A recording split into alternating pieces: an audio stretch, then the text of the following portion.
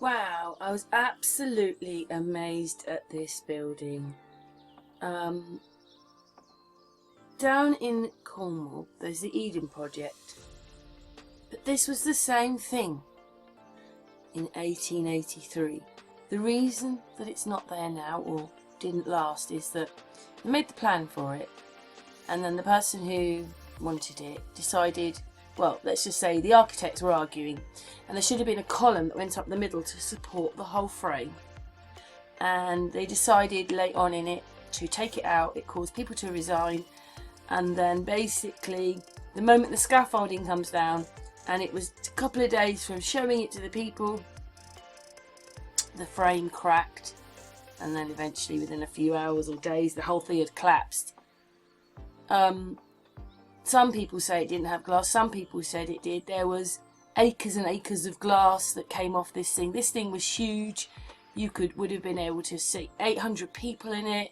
It would have had animals, fish, trees. It would have had everything in it. This thing was big, you know, good few acres big. This thing was. I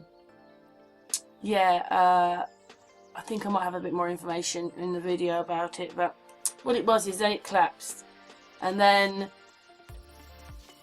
it didn't get rebuilt. It got left there as until the 1850s, when people took the rest of it away.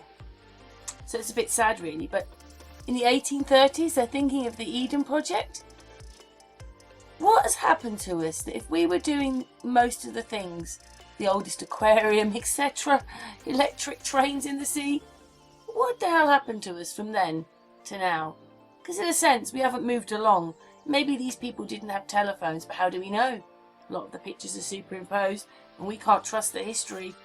It's all incredible. That's what I say. And this, again, was very close to Brighton. As I said before, I grew up around Brighton, UK, but I just can't believe now I know what I know and I look at all this. So just to recap how amazing Brighton is, just an amazing place. As I said, I grew up there and everything. It has a palace that looks like that, which looks Tartarian. It has a dome that is a theatre, which looks like that, all built. Look, I've got the ages there. This house isn't to do... Well, this is round Brighton. It was built in 1722. But look at it. Then they were able to draw pictures like this, almost with an aerial view looking at it. I mean, it looks like a kingdom, except it doesn't have any castle walls. But it still looks like the same thing. Look, they're giving pictures. Anyway, so we've got that Eden Project.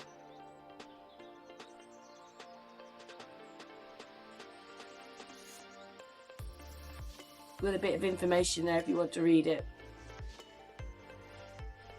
And that was in Hove. We've got the Georgian houses with one of those there. Look, another dome, which I've drawn. There's the palace. So the piers, the palace, a bit of idea.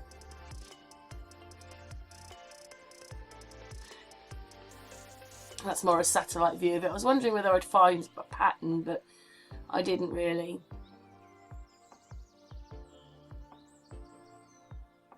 Then that's where the electric railway ran along, and that's the other pier there in the water with the stump. And then there was a pier here, maybe there. And then you've got landmarks, which I'm just pointing out. You can slow any of this down and look at it. Just slow it down. Blow it up. There's the dome, palace, the electric, the train.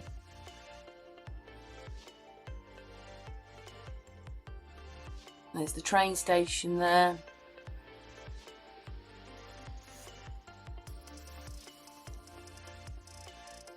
And although it said all those windmills were there, when I actually put windmills in on this map here, it only brought up one.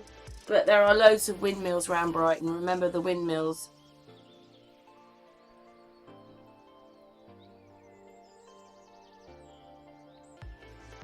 Just in case people don't quite understand what I'm getting at, I'm hoping that the view of these pictures shows you what I mean. I live up here, and there's another plateau down there. I'm just saying, crazies of us live up there.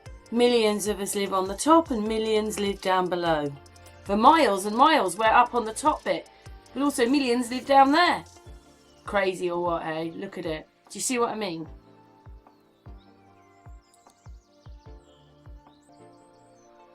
Oh yes, and this has blown my mind. Just go back a tiny bit here. Something completely different, which you know I throw different things in. So this is Swindon, right? This has blown my mind. Now this is Blunsdon Hill. Now you can see how steep it is, right? It doesn't show it at all on the map, does it? Where on the map does this indicate at all that there's a hill? It doesn't. So here's Swindon town. Here's this hill. And then that is a hill all the way to the top. Well, and it's quite a, you know, it's got an elevation on it. It's not the biggest peak, but it's got a peak on it. It's got a peak, it says a peak. That's also very close. Wonder what they are. They say forts. Maybe that's a pyramid. Anyway, the hill, to show you that there is an incline. What my point is that, as you can see, this big steep, all the people down there live on a different level to all the people who live up here. I live up here. Now, they've never really explained it to me that we live on top of the hills. But I live up here and probably even a little bit further up on these hills which go up and over there. But I live up here. Now, Cirencester and all these places, the West Country, they live down there. I live up here. They live down there. I really hope you can see the point that I'm making. I'd love to see a cross section because there's masses almost from Dover across is up there. But you get to Swindon, you've got to go down this hill. And there's one when you come up from Southampton. Basically, there's a crawler lane. The lorry's going because it's slowly inclining up. But they don't explain to us that people up here are living on top of a hill and people down there are living on another plateau. Look. Has anybody thought about that before? Anyway, just another little bit put in there. And we can see, even in the Victorian times, the 1800s, look at the stuff that which they're placing in that timeline. And then what it was is that Ditzy was telling me about her one, and I'm going to put my one in as well. Because it made me think, oh gosh, yeah, we've got one of those. It's a little bit further along the coast from Brighton towards Dover. It's called the West Hill Lift, and it takes you from the beach. But the really crazy thing is that Ditzy sent me this one, and it's Saltburn by the Sea, and they're saying that it was obviously starting to be built then and opened in 1870. But look at that. It's exactly the same thing. It's exactly the same thing as in Hastings. Now this is much more north in the UK, you know, well north. But look at the carts, just look at the whole thing. It's exactly the same as this. But I mean, look, they're to dig it out of the mountain. They're to dig it out. I mean, this one, hang on. Look, they're to cut it through the rock. Look at this. Actually, look how steep it is. And this one says 1902. So, 30 years on. I'm sorry, these are the same things. Why don't they have the same time? I mean, you can see how much these people moved in the late 17th and 1800s, right? So if they managed to have all this, how come the other one says 1901 and it's exactly the same? So obviously the history line on that can't be true, but nothing's true, is it? Everything's a lie. And I still feel that the people do not match any of the infrastructure that they have around them. None of the people match the infrastructure that is with them at this time, or what they're depicting, or what they're telling us is the history line. It doesn't match. It may look a bit different to you, but these people, like I said, the history showing that they found it difficult getting coal from the boats on board, and at the same time they're building all these. Yes, my history line, I've noticed that the train did come in the 1840s, it said.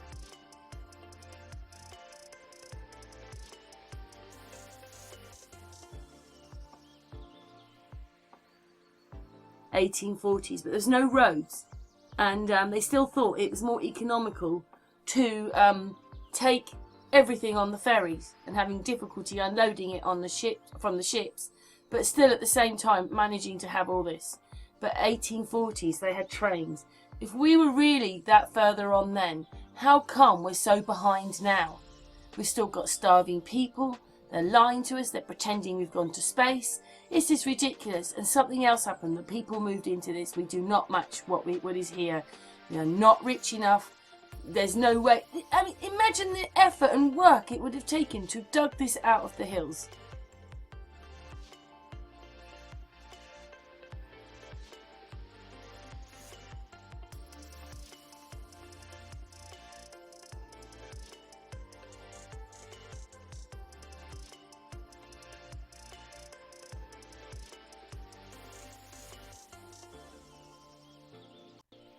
Just, yeah, we believe too much of the television and the given history rather than trying to research it yourself and seeing.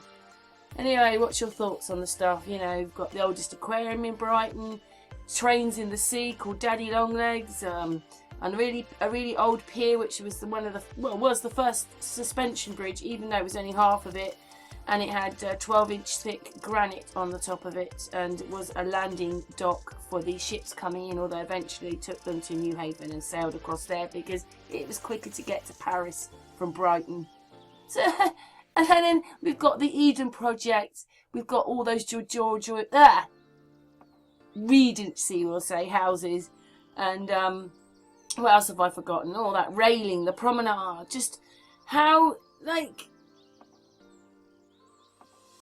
That's infrastructure, masses of infrastructure in a place that seemed to have difficulty even getting its provisions, and the people were so poor and on feet with horses and carts as a general get around.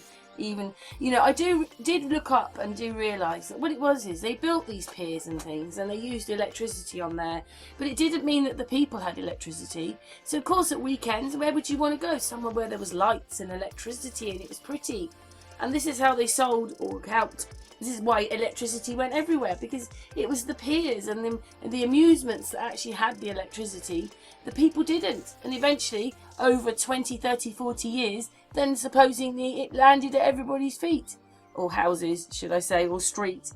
But, yeah, it's all bizarre. Like, you're building this, but the people are in horses and carts and are so poor. It's crazy. I just find it crazy. Anyway, thanks for your comments. Thanks for watching, and leave your comments below.